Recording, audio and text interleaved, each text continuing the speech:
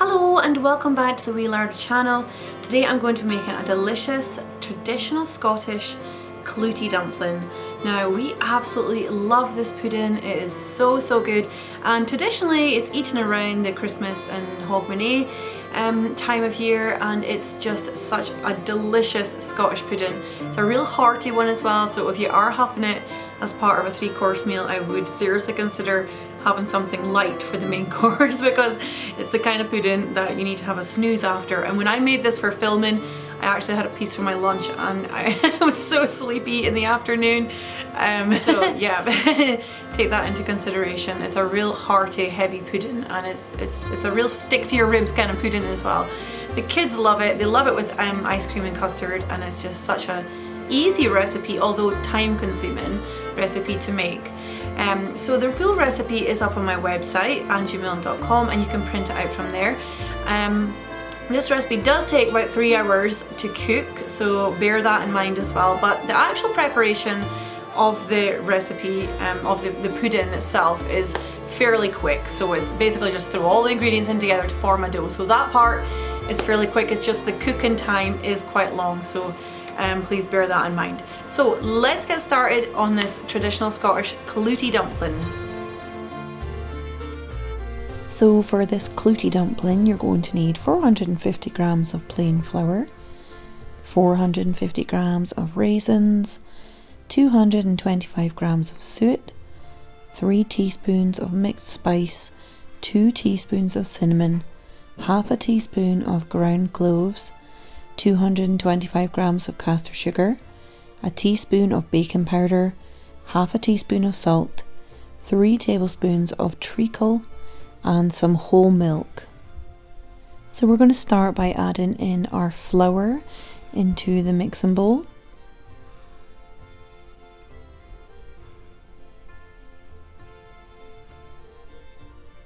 And our sugar.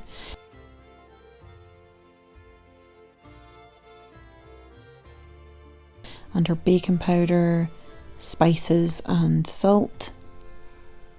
I'm going to give that a little mix through just to combine the spices into the flour a bit better.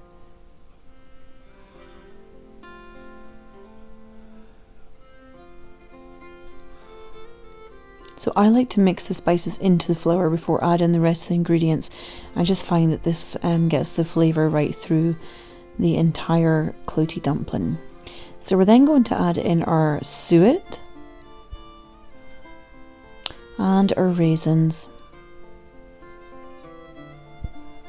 and we're just going to give that a stir through, and then we're going to use our whole milk and treacle to combine it into a dough.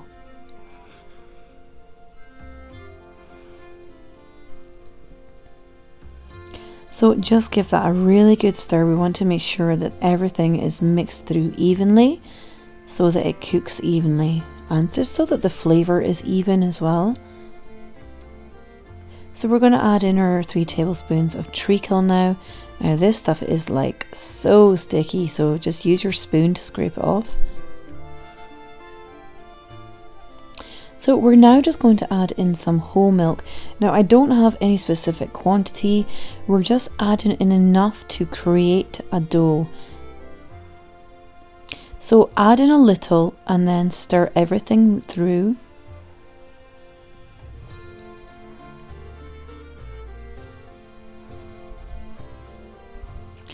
So you want to just add in a little to start with and give that a really good stir through, and we're going to want to stir through that treacle as well.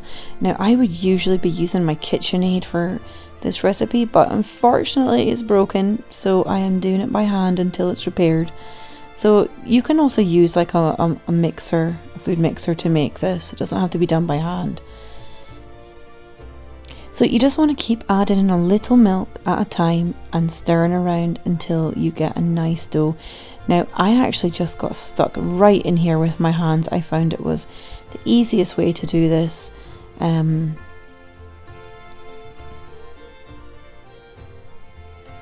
But as I say, my KitchenAid would usually be doing all the hard work for me.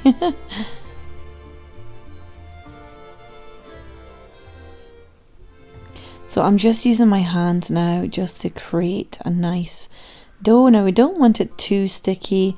If it is quite sticky, just add in a little bit of more flour. And that's why we want to go quite easy on the milk, just adding in a little at a time and stir in the dough just to ensure that we create the right consistency. So once you have your dough, it should look something like this. Now it shouldn't be too sticky. My hands are absolutely covered in this mixture. So we're going to pop our muslin cloth very carefully into boiling water. Just be careful not to actually touch the water. And just pull it out. It will be hot, but it will cool down really quickly. So just give it a minute, let it drip into the pan, and then pop it onto a plate to cool down.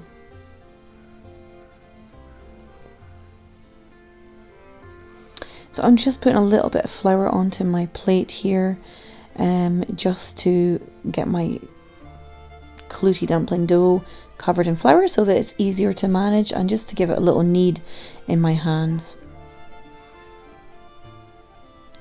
So I'm just covering it in flour,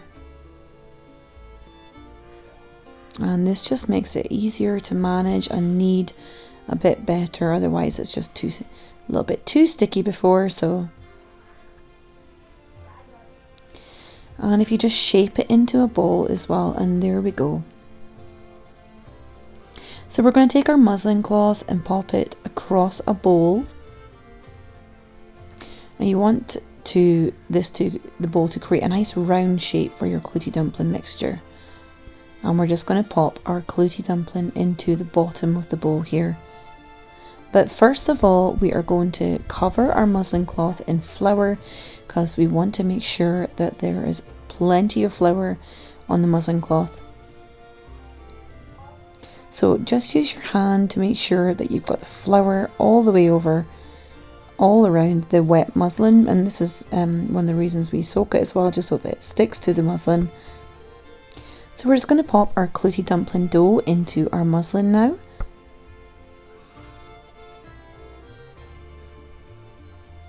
And you can probably see already that this is just such a real hearty, heavy pudding.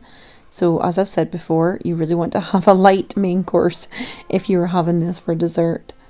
It really fills you up.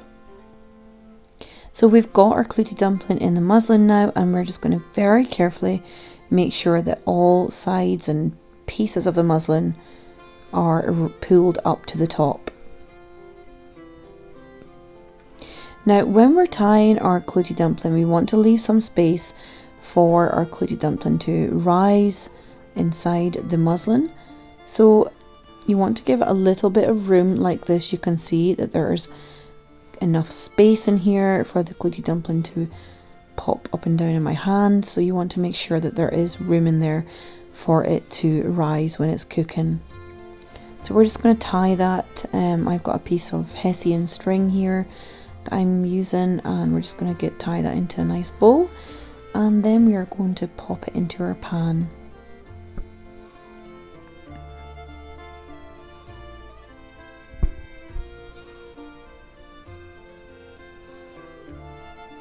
So you can see we still have plenty of space after we've tied it as well. So into our pan we're going to put a plate, and this is just so that the dumpling is not sitting right on the bottom of the pan. And we're just going to rest our dumpling on the edge of the pan. Now you want to use the biggest pan that you have, and we're just going to pour in some extra water here just to make sure that it is covered as much as possible. You really want it fully covered, but if you can't manage that, then as much as possible is okay. So I have put in really as much as I can here, and I'm just going to pop on the lid as well, as tight as I can as well. So just kind of place your muslin on the edge of the pan so that you can get the lid on as tight as you can, and we're going to cook that for 3 hours.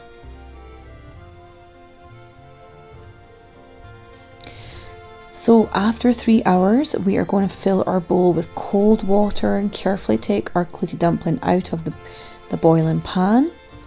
And we're just going to place it in the cold water for 10 seconds or so. And this is just so that it reduces the chance of the clootie dumpling sticking to the muslin. So we're going to very quickly empty that cold water out because we're going to use the same bowl. And just leave your clootie dumpling just to drip a little bit more, and then pop it into the bowl and untie the string. And this is the moment where it's like, oh my gosh, has it worked? Has it not? Most of the time it works. So if you just very carefully remove the string from your clootie dumpling and just open out the muslin cloth as well, and just lay it across your bowl. And it will look like quite stodgy and sticky. You can kind of see the sort of consistency that it looks here, and it still looks very wet as well. What we're going to do is pop a plate on top of that. Now, clootie dumpling is quite a tricky one to make, so be kind to yourself if it hasn't turned out. So we're just going to pop it onto the plate, turn the bowl around very carefully, and then carefully remove the muslin cloth. And because we dipped it into the cold water, it shouldn't stick to the clootie dumpling. So you can see you've got a very smooth skin on the dumpling there as well. And now what we're going to do is just cover the dumpling in caster sugar. And there's no specific quantity here, we really are just sprinkling on as much as we can. And I find that this really helps with the just the sort of crust of the clootie dumpling.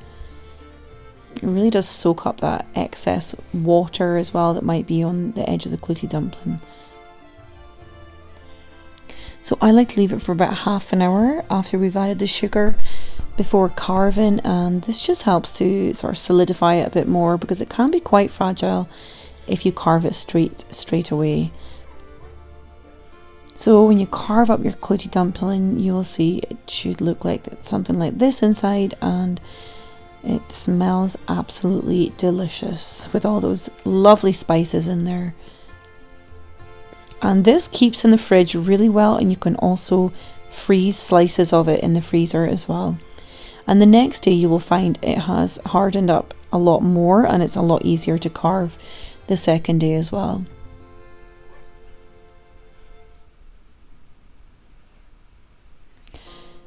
So I love to serve this up with a good dollop of custard. You could also use like some whipped cream or some ice cream as well. And something that's really delicious is a blob of jam if you were having it with cream. I tried mine with some clotted cream and a blob of strawberry and raspberry and rhubarb jam, and it worked so good.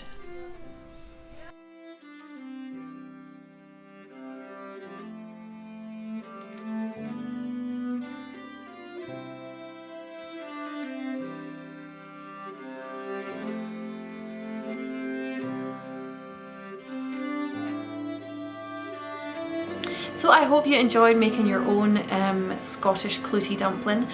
As I say, it is quite an easy recipe to make. It just is a little bit time consuming, but it's such an old-fashioned traditional Scottish recipe. It dates really far back in the recipe books that I have seen, and it's a real hearty pudding to have. So if you enjoyed it and you took a picture, please feel free to tag me on Instagram. I'd love to see your pictures of your clootie dumplings, and I'll share them on my stories as well.